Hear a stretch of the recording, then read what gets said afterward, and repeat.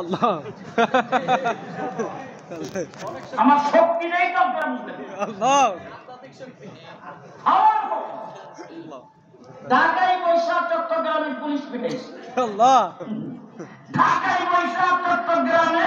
থানা ধ্বংস করছে আল্লাহ শিনছে আমারে এই কঠিন ব্যাপার 8টা মামলা আমার বিরুদ্ধে দিয়েছেন চট্টগ্রামে 8টা মামলা মাসে 8 দিন আমি চট্টগ্রামে হাজিরা দিই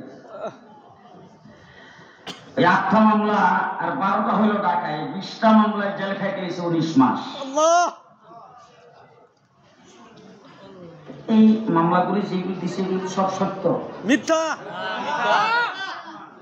সবাই মিথ্যা সত্য মিথ্যা মিথ্যা গোটা দেশটা এখন মিথ্যার উপরে চলছে এখানে আমার বাংলাদেশের